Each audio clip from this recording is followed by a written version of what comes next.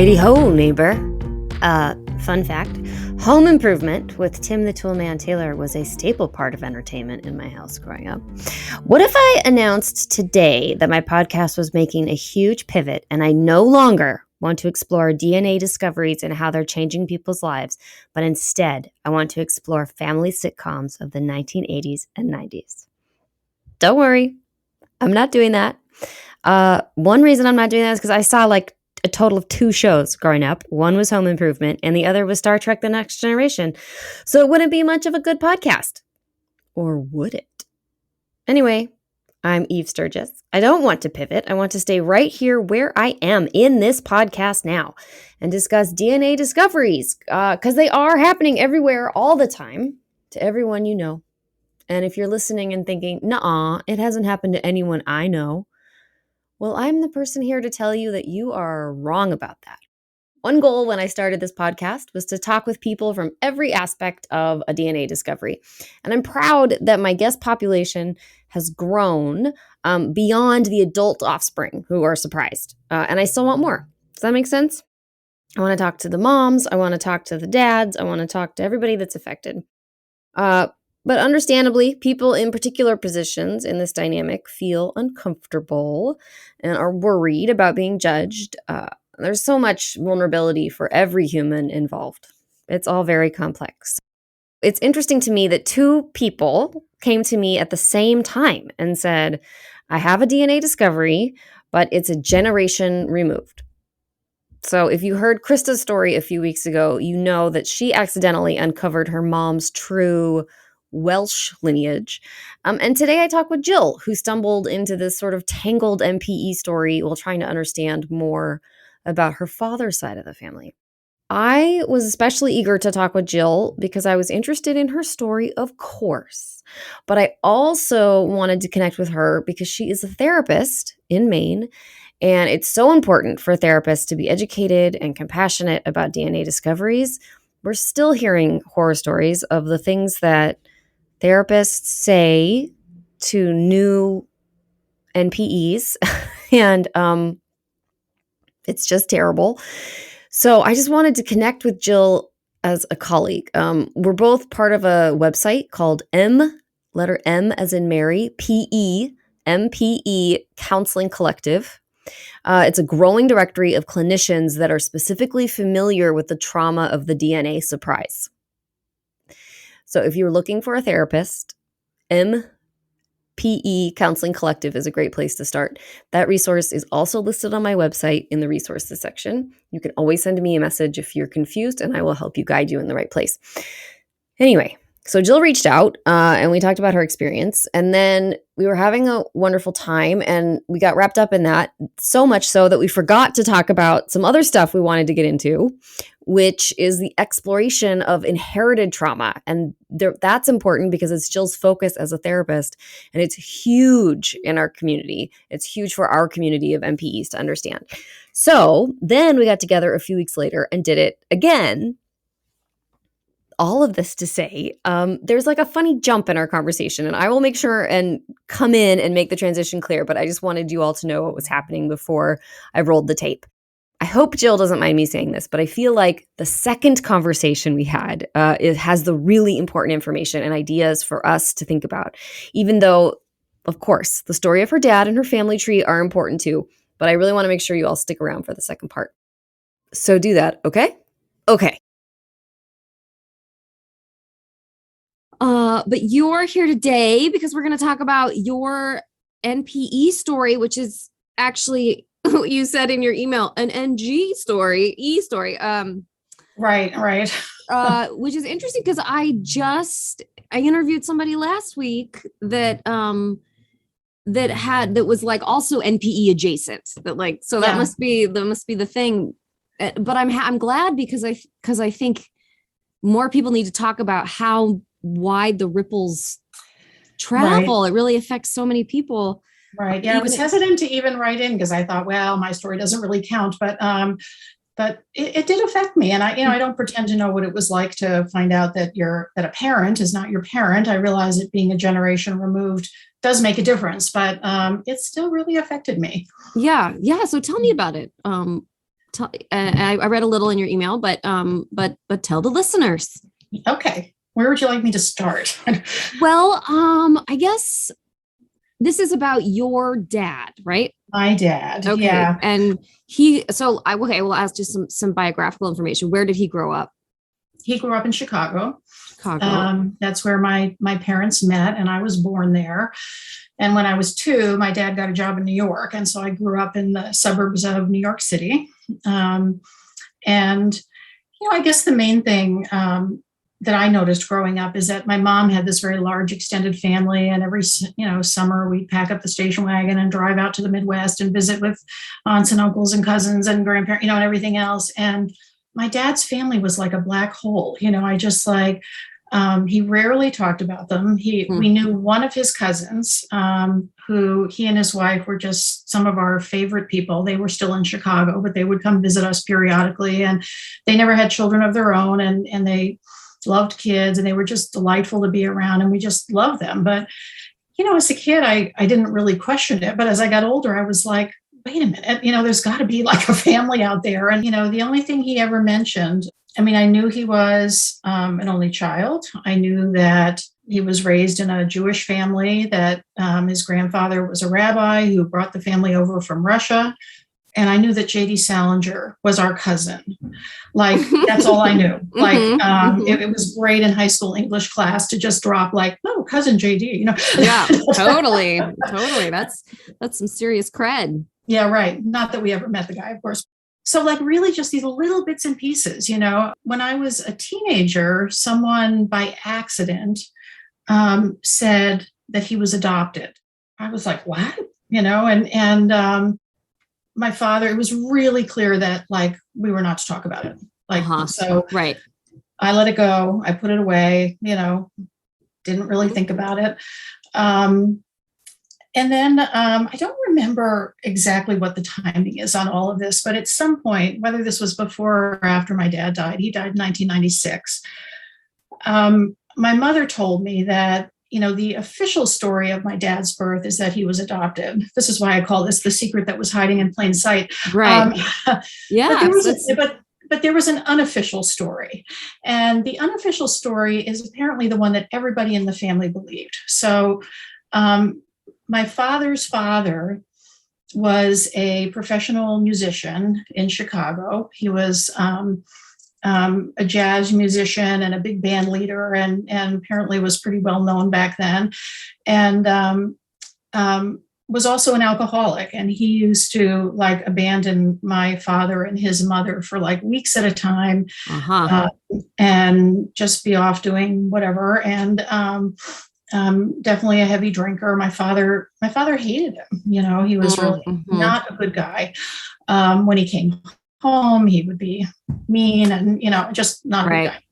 And so what was everybody knew about him is that he had fathered children around Chicago. Like that he was off, having affairs and all this stuff.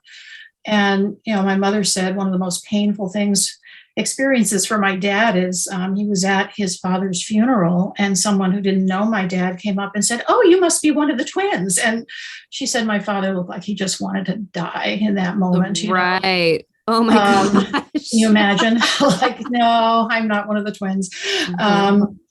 So what everybody believed is that my dad was one of these children that his father had fathered out of wedlock, and my father's mother couldn't have children. And so that he brought this baby home. And my dad, yeah. And that's the story that, that was really, it was the unofficial story, but it was the story that everyone believed to be true, according to my wow. I did not see that coming. Have you seen the movie Heat? No. Wait, maybe it's not the movie Heat. That's not the movie I'm thinking of. Thief. Okay. There's a movie called Thief. No, I haven't seen that either. Okay, well, it's very old. And that is sort of a twist at the very end it's all about con men. And one of them is going to get his wife, a child. And then recently last year, somebody made another movie what if he did? What if that really happened? And Oh, it's interesting. about Yeah. the perspective of the woman who wants to have children and can't. And then one day her con artist husband comes home with a baby and just, she can raise it. It just seemed like it fit. I mean, my grandfather was friends with Al Capone. At least the family lore goes that he was Al Capone's favorite musician and played at his parties. I mean, he was not a great guy, but very cool. Very cool. Very cool. But yeah, I mean, I never met him. He was dead long before we were born. So anyway, that's, it's somewhere in my young adulthood, I heard that story, and, I could never talk to my father about it. He wasn't open to talking about it. My dad dies in 1996. And this is where the woo-woo part of the story comes in. There's always a woo-woo part. Cool. A couple of years after he died, my dad and I were very close. And I was lying in bed, and it was like early in the morning, and I was just woken up, and I was in kind of that space between being asleep and awake. And I heard his voice like clear as day. And he just said 2 words, and he said, "Know me." And I remember thinking, what? Like at the time it was like, know me? What does like that mean? Like, not I love you, not like, it was just like, and it really kind of knocked me for a loop. I was like, what does he mean? So I just sat with it for a long time. And at some point I thought, well, I know nothing about his family. I know nothing about where he comes from. So that must be what it must be about that. Right. And I just sort of had that felt sense like that he just wanted me to know that about him. And so, so this was now in the late 90s, and I set out, I got online and tried to, use whatever resources were out there at the time and try to do research on the family. And I'm going with my last name, his last name, and absolutely nothing, like, just not finding a thing. And I got frustrated and, and kind of gave up. And so then in the year, I wrote it down, what year was it? 2000, J.D. Salinger's daughter published a memoir. And I heard about it and I thought, well, okay, she's in the family tree. Maybe she put some family history in there. So I went running out and bought the book. Totally. I would too. Yeah, but very disappointed to find out that she didn't. I mean, she talked about her grandparents, but didn't go any further back than that. So I'm like, okay, there's a lost opportunity. I even tried writing to her through her publisher and she didn't respond and, all this kind of stuff. But might as well use this one famous relative and see what I can find out. And lo and behold, the following year, she published a second edition of the book. And in the second edition, she included an afterword. And what the afterword was a letter that an elderly cousin had written to her, who had grown up with her father, J.D. And as part of this letter, he gave her this detailed family history. And I didn't find this out until years later. Like, I didn't know the second edition of the book had come out. I didn't know there was this thing. Why would you? Yeah. I know. And somehow I stumbled across it online. I don't remember how many years went by, but a number of years. And I really had kind of given up that I was going to learn anything about this family. And so I get this book, and it is an absolute treasure trove of information. So first of all, I find out, my last name is Copeland, that it was Kaplan, when they came to this country. So I'm looking for the wrong name. Oh, yeah. That's a good hint. Yeah, that's a good hint. And so once I knew it was Kaplan, and, my great-grandfather and J.D. Salinger's great-grandfather actually met back in Russia in what was, what's now Lithuania, and they came to this country together. And it's like the families, were just like intertwined from, years before. But anyway, there was information about my grandfather in there. There was like, all kinds of stuff. It was just amazing. So I start like researching like a crazy person, and I built this very, very detailed family tree. And, I started working on how far back I can go. For some reason, my head always goes to like, how far back can I go on this family tree? But then I started thinking, wait a minute, my grandfather was the youngest of 7 children.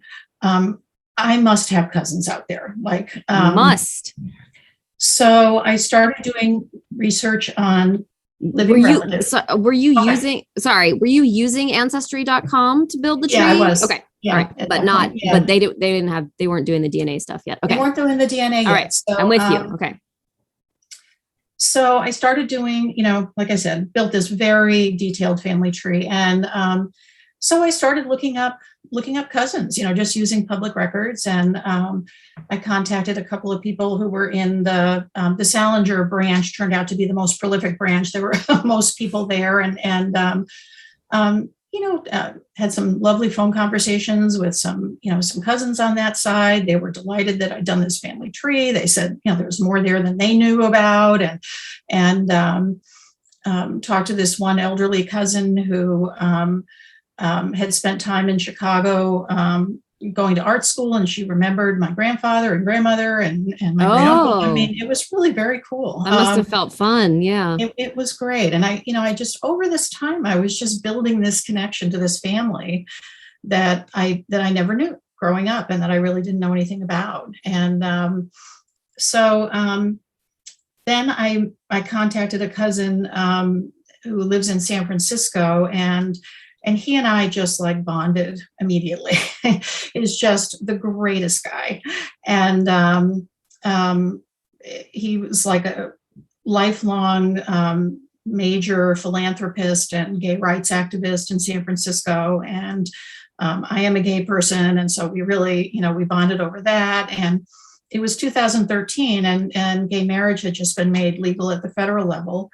And I invited him to come to my wedding, and he and his partner came to our wedding. And then 6 months later, he and his partner got married, and we went to their wedding. And, fun! It just was a lovely, lovely association and relationship. And right around that same time, I went to there's a big international Jewish genealogy conference every year, and it was being held in Boston that year. And I thought, okay, this is never going to be closer, and because they have it all over the world.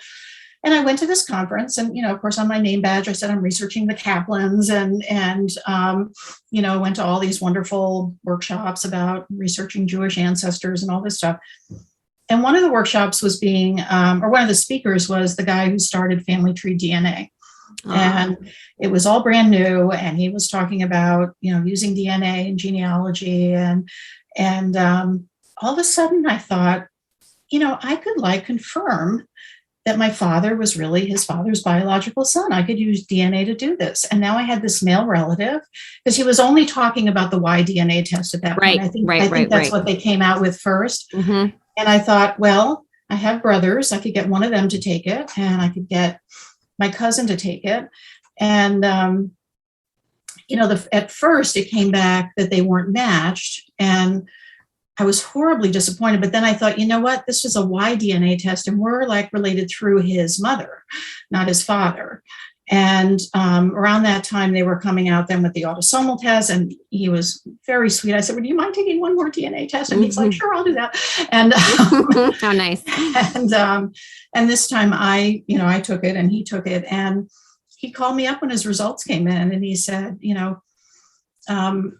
I don't know what it is you wanted to hear from this. He says, but we're not a match. Oh. And I just burst into tears. It's still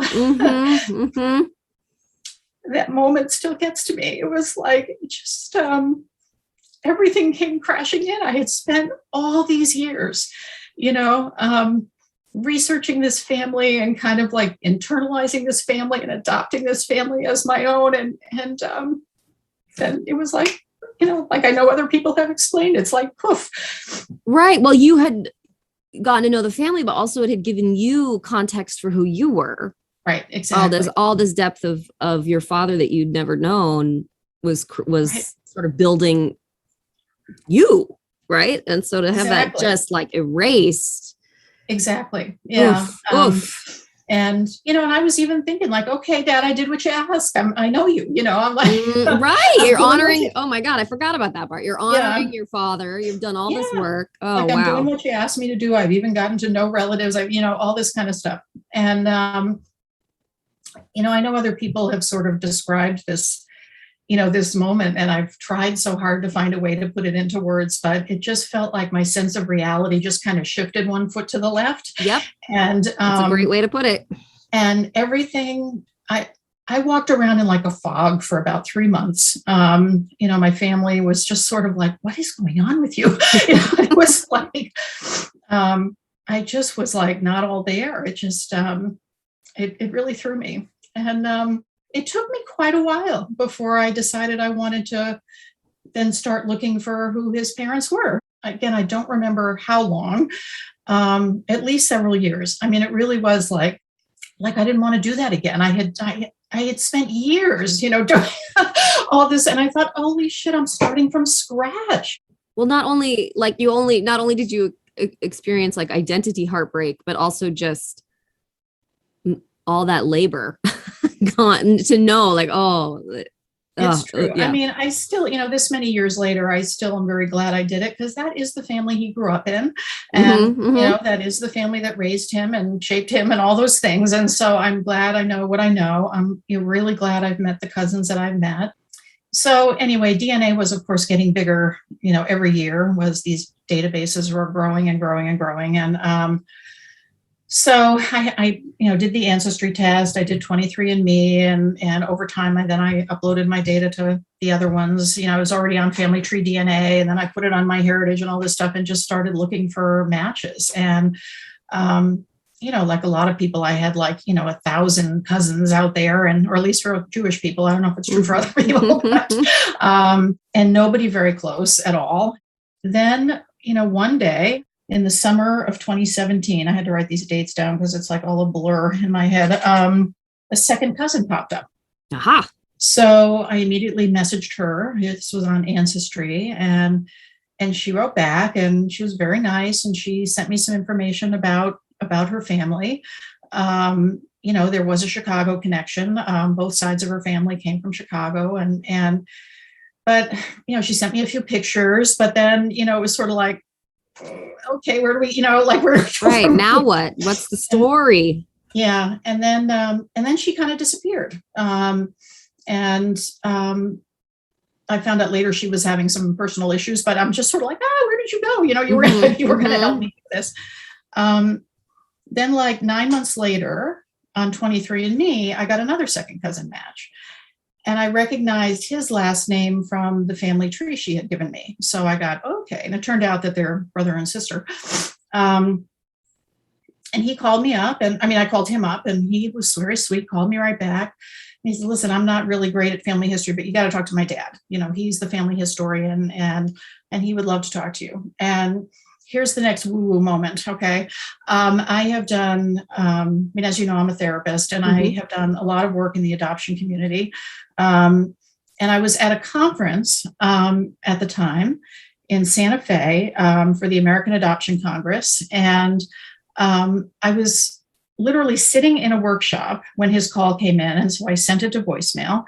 And this workshop was going on a little bit, and I saw him flipping through the handouts.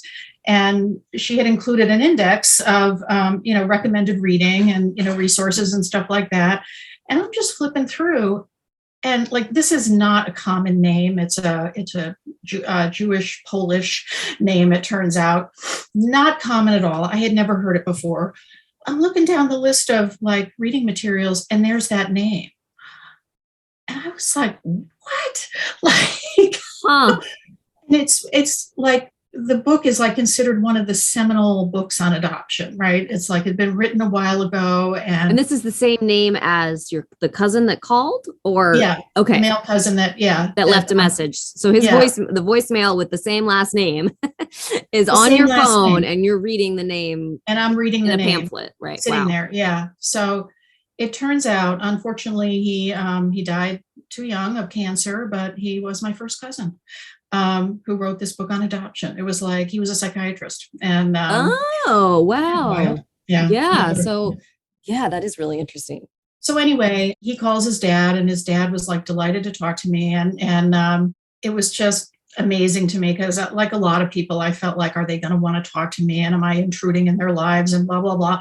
And he tells me this story that was just mind blowing. He said his father had told him that his grandfather came over from Poland in 1912. And like a lot of immigrant families, wanted to get settled and get a job and, be ready to support his family. And he left a wife and 5 children back in Poland. And they weren't able to come over until 1920. And I'm guessing that's because of the war and everything else. And at any rate, this cousin's father said to him that he fell in love with a woman in Chicago during this time. This cousin had always wondered if there were any children from that union. He said he'd always wondered, like, do I have other cousins out there who I don't know? He'd even tried to look for them a little bit, but he's not real computer savvy. And he said he kind of gave up sort of quickly. And then I call and he's like, oh my God, maybe it's you guys, you and your brother. And he asked a first cousin of his to do a test. And because he said, I'm not sure if you're on my father's side or my mother's side. So she did a test. And again, this also threw a whole monkey wrench into it because she came back as a match. But it was she should have been also like a half first cousin. But the Centimorgans, which I was learning, more about this stuff than I ever wanted to know. As you scramble to process numbers. I know. I was going to say, I can talk Centimorgans with the best of them now, but but she came back with it was a way lower match than it should have been. And so it just sent me into this tizzy. I'm like, well, what does that mean? I mean, that does show, the connections on the father's side, but could it, because there's endogamy to think about with Jewish populations. And my head just started spinning, and I didn't want to declare this to be so if it wasn't so, you know what I mean? Right. I kind of lost touch with this cousin. I talked to her a few times. She was absolutely delightful. And one of the things I'll always regret is that between the time I spoke to her and the time I was able to confirm the match, she died. It's very sad, but, how much time went by? Probably a year and a half.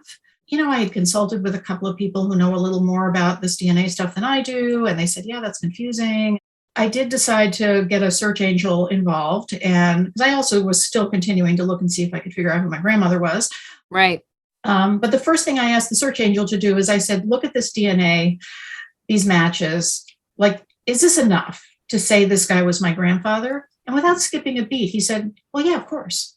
Right. And so I just want to catch everybody up in case, because I forgot, or sort of in that minute, by confirming that it wasn't the Salinger family was not your dad's family. They already knew that the woman who raised him was not his mother. So now you don't know either parent. I'd sort of forgotten that. So right now, when you said, I don't know if I'm related to you on your mother or your father's side, I was kind of like, wait, what? Yes. Yeah. Okay. I'm with you again. So so the double mystery. Yeah, he really was like a full adoptee. Okay. But no birth certificate. He never had a birth certificate. An important part of the story for my dad, which just makes me feel such grief for him, because I think as I've gotten older, I've understood how very painful this is his parents never told him he was adopted. And it wasn't until he was 30 years old and he was enlisting in the Army. And he went to his mother and said, I need my birth certificate. And she said, we don't have one. And that's when she told him he was adopted. And I just can only imagine how painful that must have been. And, my dad really struggled with depression during his life. And that whole scene must have just been awful. Anyway, so this search angel said to me, he goes, Centimorgans are all over the map. You can't they give you ranges, but, that's what they are, is ranges. And sometimes you share more DNA with one person than another. And it, you never quite know how it's going to get passed on. And right around that same time, other cousins started popping up. Another half first cousin showed up on Ancestry and one of her sons. And someone else the daughter of the cousin who wrote the book on adoption showed up. And so they just started popping, right. And all of a sudden it was just okay, I got it. This, I'm imagining flowers popping up in an animation, in some kind of animation thing, or pop, pop, pop, pop. Yeah. Cool. Okay.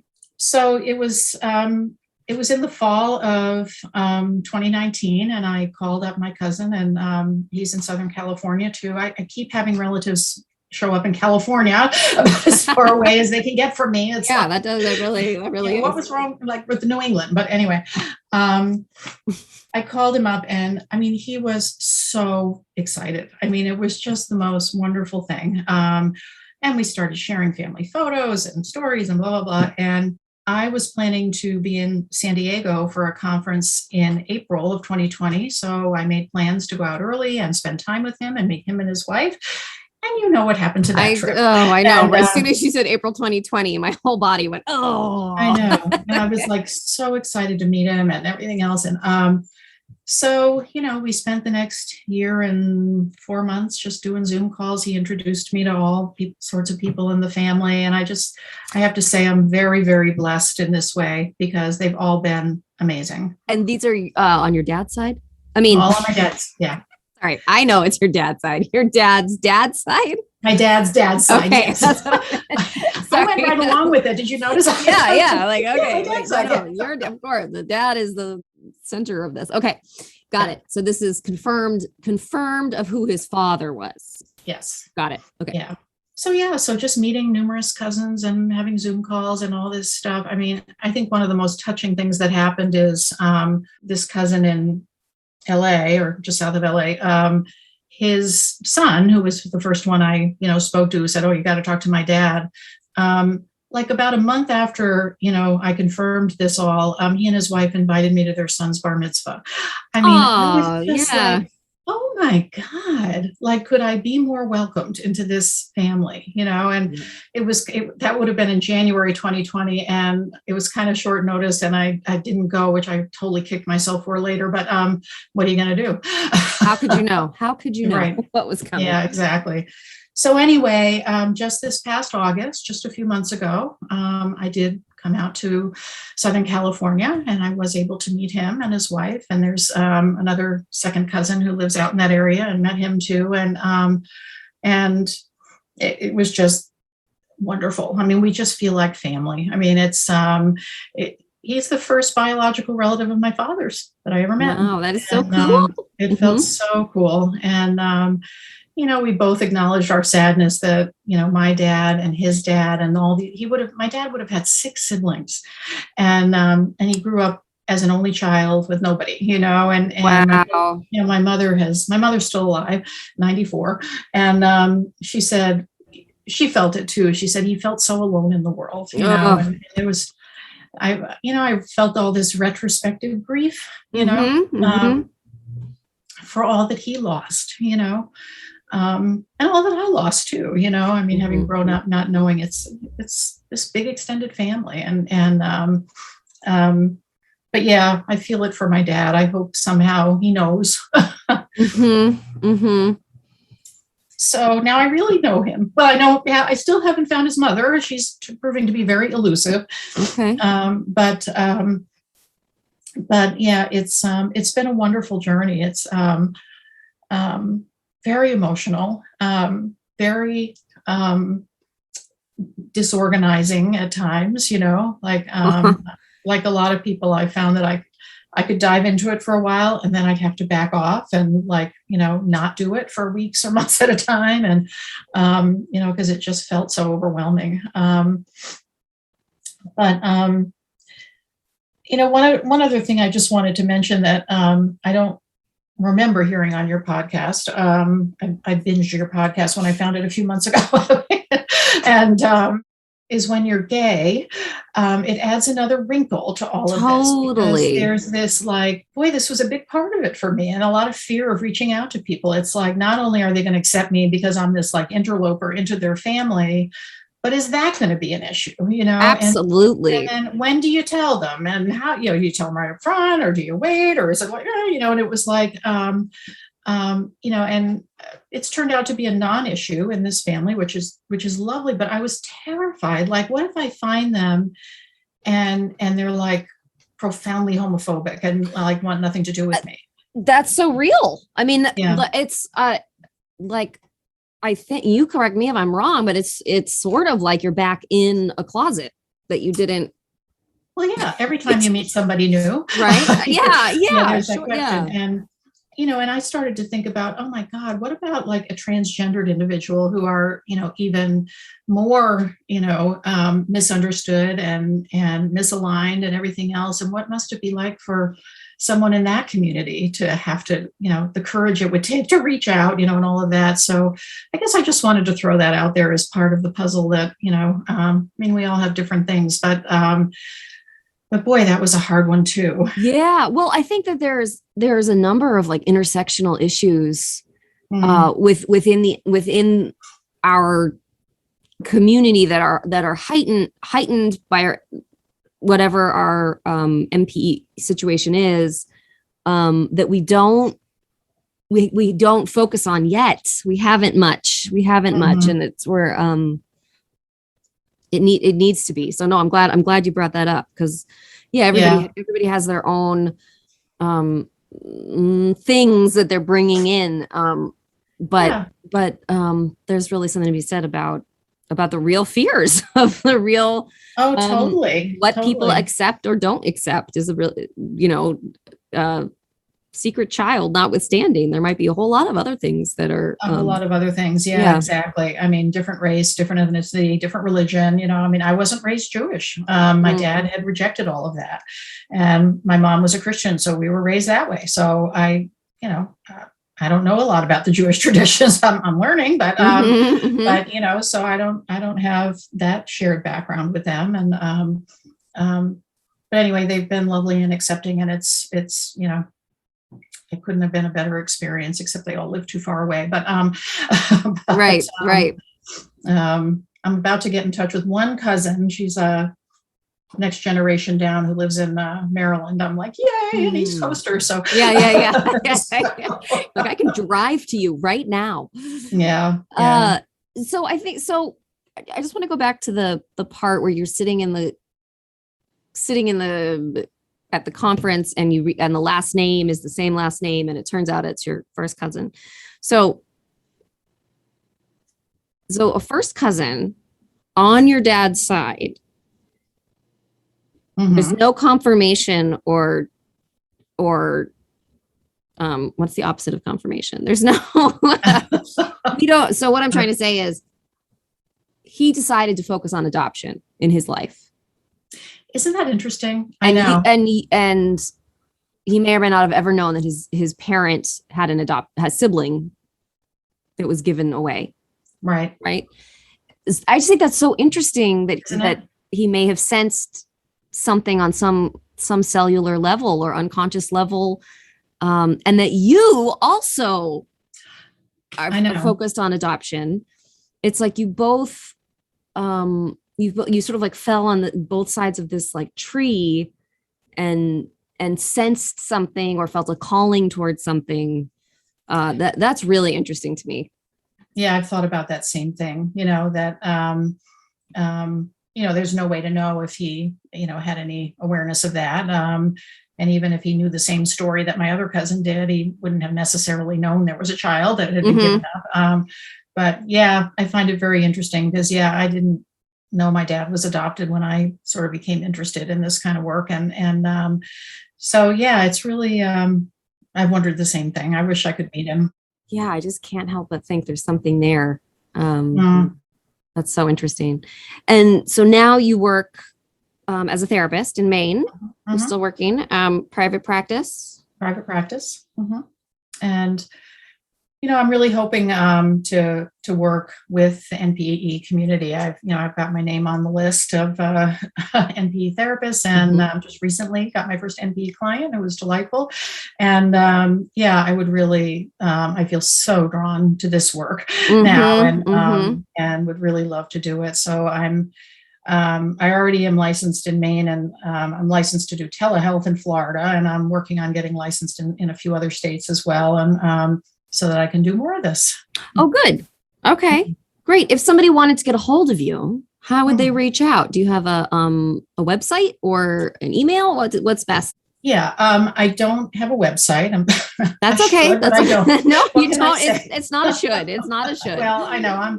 I just feel old sometimes that I don't have all this stuff. But Yeah, my email address is the email address that, you and I have been corresponding through. So I can say it right now for people if you want me to. Say it now, and then I'll just make sure and put it up when I put up your episode. Okay. Yeah, it's a little bit of an awkward one, but it's J, the initial J, Copeland, Copeland, at NE, as in Northeast, dot TWCBC, which is Time Warner Cable Business Class. Wow.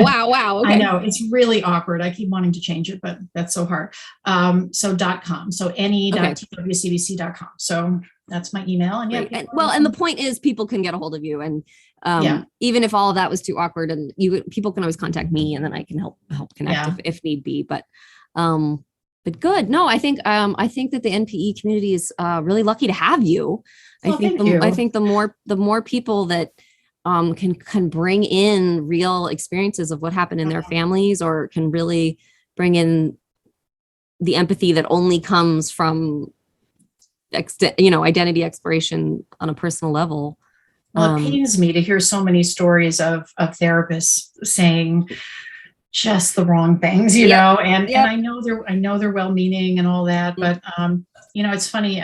Years ago, I went to a sort of a naturopathic doctor, and regarding some issues I was having, and she does this very, very, complete sort of whole person kind of intake, and at the time I was feeling very emotional about this search. I think I had found out that my dad was adopted, and and all this stuff, and I told her about this, hearing my dad say, "Know me." And she looked at me and she said, "Well, you could take that in just a more spiritual sense, and not really like have to go down this path." And I never went back to her. Yeah. I mean, it was just like, what, screw you. I like, I'm telling you that this is the meaning it has for me. And yeah. So, Yep. I had someone say, again, someone meant well, and somebody I still respect, but said, this is only a big deal if you make it a big deal or something. I don't even know if he might say that that's not what he said, but it was either it's only a big deal if you make it a big deal, or it's only a thing if you make it, something like that. And I was or the famous, but you're still the same person. Yeah. And I was like, ooh, So yeah, I think most or many people have at least one experience with someone saying the wrong thing. Well, thank you so much for getting on the phone with me today. It was so fun. It was great to meet you. This is great. Now my new goal is to get out to Maine. Good. That's my like I said, summer and fall. You don't want to come any other time. Yeah, well, that gives me plenty of time for planning. I won't come out anytime soon. Hey, it's me. It's Eve. Hi. I'm just jumping in here to talk over a time lapse of a few weeks between Jill and I's two conversations. And then we got back on the phone and we talked about this really important stuff. So listen up. So adoption has just been sort of a part of my life for a long time. I have adopted nieces, and my sister-in-law was adopted. And then I found out my father was adopted. And, just working with the adoption community has just been an interest of mine for a long time. So I started thinking about generational trauma, going to that conference and just listening to people talk about finding birth families and finding that they were carrying things from that family, a family they didn't even grow up with, but, all of a sudden discovered like, oh, that's what that's about, and so I just started doing a lot of research on it, and it's just a fascinating topic. And I think for NPEs, adoptees, donor conceived people, the unfortunate double whammy is that you can sort of receive generational trauma from the family you were raised in, because that happens more in kind of psychological, emotional ways. And you can inherit generational trauma from your biological family. So there is a bit of a double whammy there. And that might make more sense if I sort of talk about what we think anyway are the mechanisms of transmission. Yes, absolutely. Through the generations. Mm-hmm. So there's this relatively new field called epigenetics. The person whose name is most commonly associated with that is Rachel Yehuda. And she has done really fascinating research looking at, for example, looking at the children and grandchildren of Holocaust survivors and discovering that the incidence of PTSD, that they have a 30% higher risk of having PTSD than the general population. Now, they didn't experience that trauma. So then it's like, what's going on there? And what she's discovered is that trauma doesn't actually change our DNA, but it changes the way genes are expressed and the way they're passed down.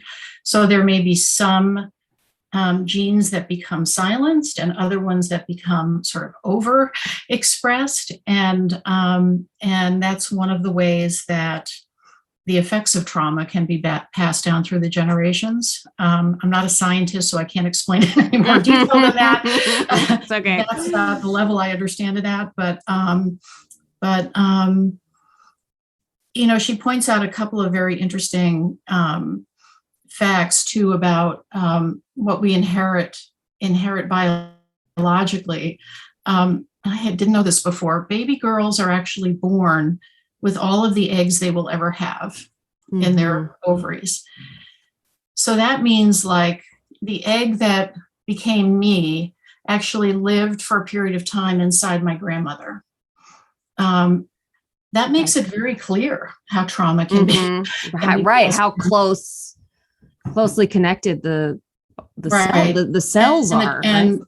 Right. And the precursor cells for sperm also are present for boys when they're in utero. So again, that the trauma is happening to all of us at the same time. So that's kind of a very broad overview of epigenetics, but that's one way that trauma gets passed down. There's also kind of psychological ways that trauma is expressed through generations.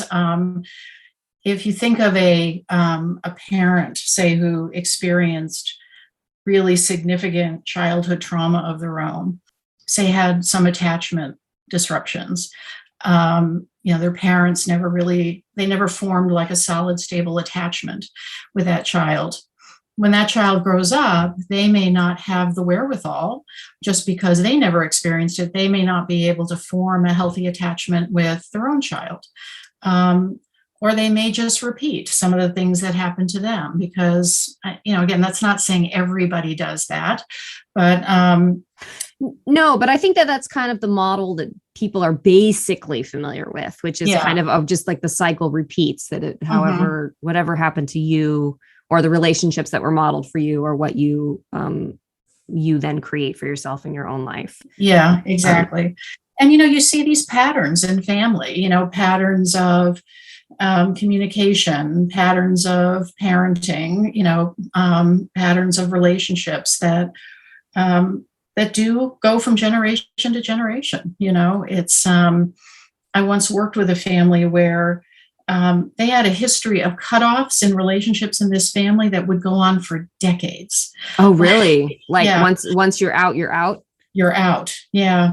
I have another client who has kind of a fascinating story too. I mean, this could be epigenetics as well as psychological, and that when her mother was a child, her mother and her mother's brother were trapped in their house as it burned down. This was a very old house that had a dumbwaiter in it. Oh my God. And these two little kids hid in the dumbwaiter while the house burned down around them. And I forgot to say, the fire had been started by lightning. So then she obviously survived. She grew up, gave birth to my client. Never emphasized that story, never, any of that. My client has panic attacks when there's thunder and lightning. I mean, she cannot deal with it. And she's doing better now, but before it was debilitating when there was thunder and lightning. So you hear stories like that, and it's like, okay, something's going on here. Definitely.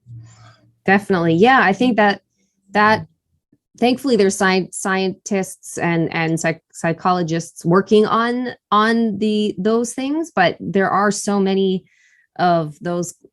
I keep saying things, the word things, but there are so many examples like that that sort of fall into this little bit of like an ambiguous space or like an abstract space of understanding.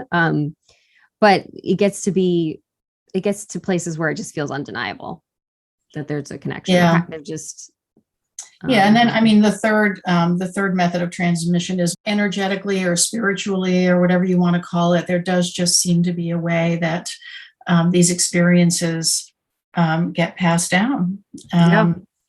That we carry our ancestors' experiences in very deep ways, and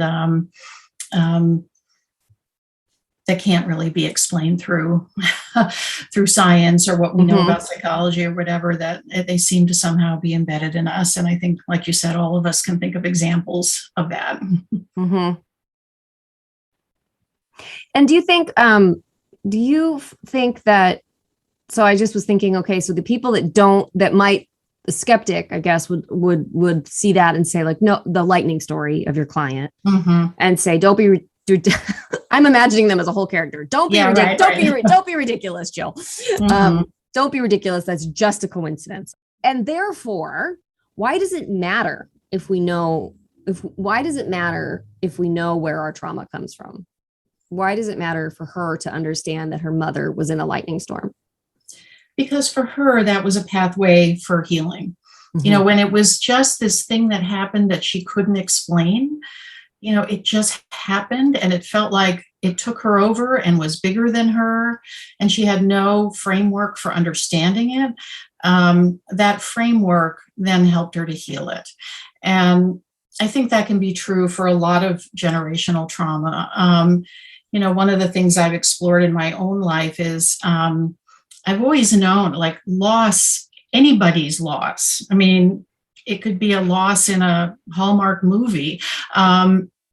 I get hit really hard. It's like from the time I was a kid, I felt like I just had this wellspring of grief inside of me that I never understood.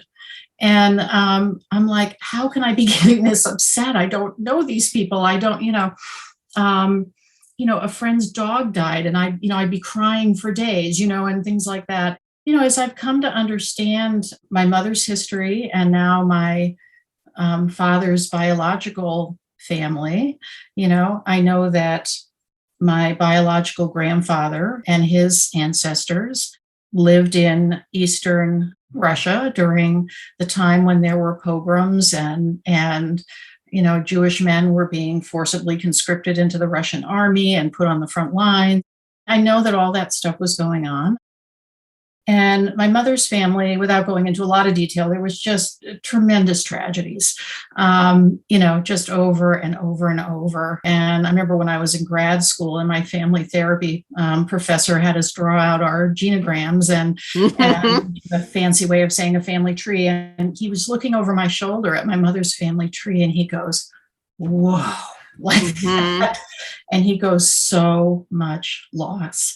And, and here I am as this kid, like thinking, why do I feel this, And so it's been helpful to me to kind of understand and process that kind of wellspring of grief that I've always felt, to understand that some of it, at least, I think has been something that was passed down to me. I didn't have enough loss in my childhood to explain that. There was no way, there was just no way.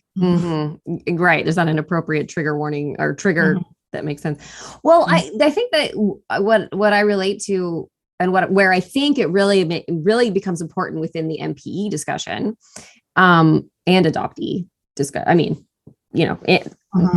whether they know it or not, whenever they discover they're adopted, is that what it makes me think about when you said, it puts it into a context which offers a path to healing, is that we're so stuck on, as a society or a culture or people, whatever you want to say when I say we, of like if you are scared of thunder and lightning, there has to be a reason.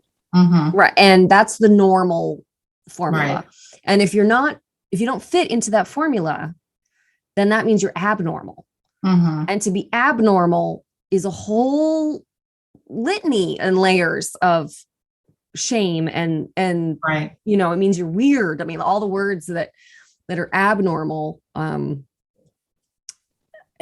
So and then, you know, to carry it on to your understanding of loss, it's like we don't live in a culture or a time or a world where someone can just be extremely sad by all loss. Like, it's weird if you're like that. That's a weird thing. So to understand where it comes from. So for everybody that doesn't actually know their biological line, it might give them a context and a place to understand all these pieces of them that are not just the sort of like data, like where they come from and what color eyes they have. And okay, now they found out that they're Italian instead of Russian. Like, those things are important, but what experiences have they been taking, and how can they put their own identity into a context that takes the or puts the acceptance into whatever they thought was abnormal, which so often triggers shame. Yeah. The other place where I think this concept is highly relevant is when entire populations of people have been traumatized, like Holocaust survivors, like African Americans, like Native Americans. You know, I'm sure I could think of a dozen other examples. You know, another story that really blew my mind is a friend of mine from high school actually recently shared this with me, that his mother was a teenager in, I forget which country, when the Holocaust was happening, and she was part of the Kindertransport. So she was shipped off to England and stayed with the family there, and never saw the rest of her family again. And so she did not personally experience concentration camps, but when she was older and had some dementia, she needed to go to the hospital. She was in the middle of a medical emergency, and they took her to the hospital, and it took several people to get her out of the car and carry her in because she was screaming, you know, "You're not taking me to the gas chambers. You're not taking me to the gas chambers." I mean, oh my God. You know, wow. Now that wasn't a personal experience of hers. But I just can't even imagine what that must have been like. But that story really, again, sort of made the point. Absolutely, of what you carry, because and like so much about the MPE experiences is that like everything is connected, you know, and so it's like, no, she didn't experience the gas changers personally, but she 100% did, in as much as she did not, she did. And you know, we've especially, like, I've never even thought about the Kindertransport as an especially traumatizing experience in and of itself. We love, well, I think of The Lion, the Witch, and the Wardrobe always, like the London children getting sent out, and you know, but oh my God, to be sent away and never see your family ever again, and then and to be learning of their traumas secondhand the rest of your life, and I just can't. I just cannot imagine. I literally like my brain just stops, just like the gears just stop turning. We go, nope, that's a place we can't go. So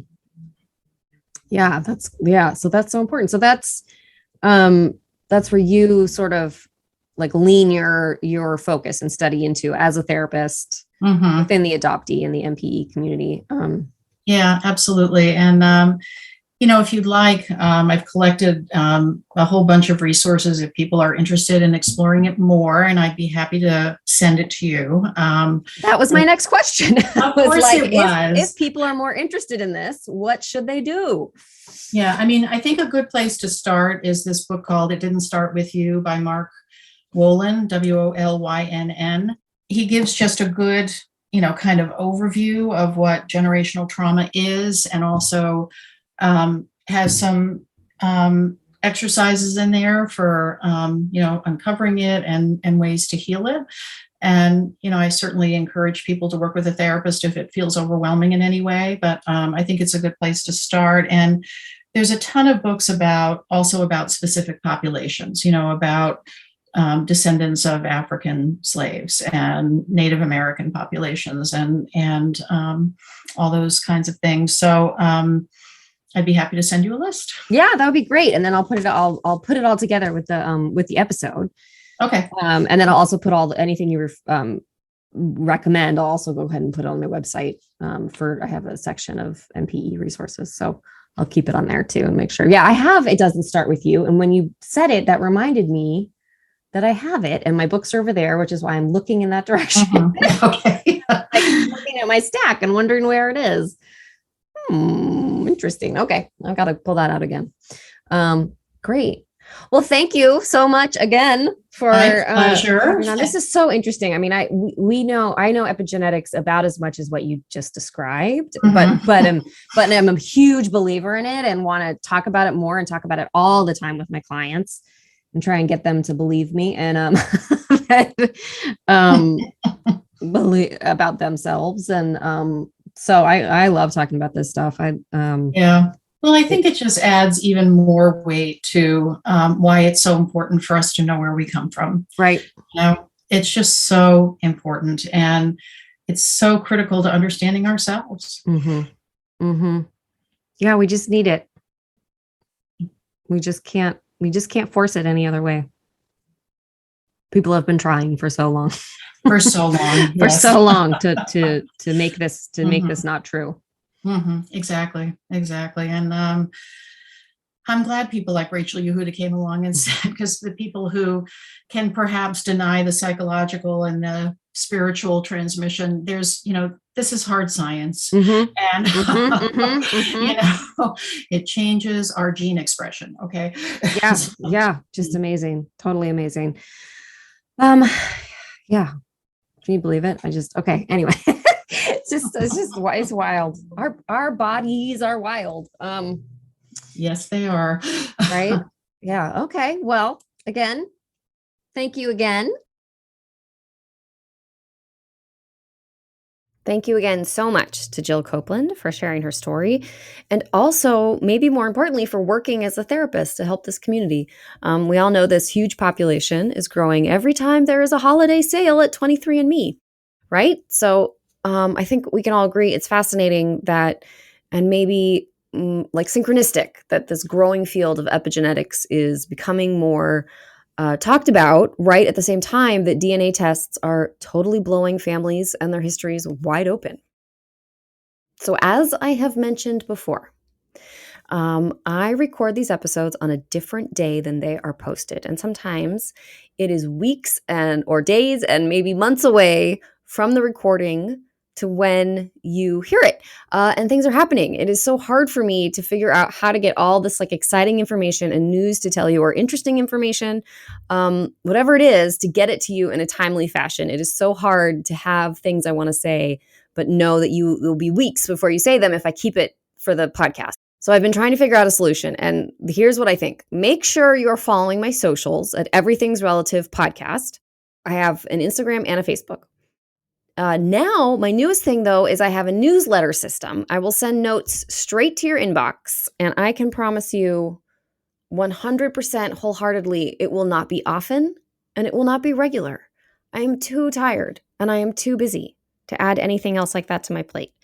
However, sometimes there are things that I just couldn't include in an episode, or I can't wait to tell you, so I just got to get the news out, and that's what the newsletter will be for.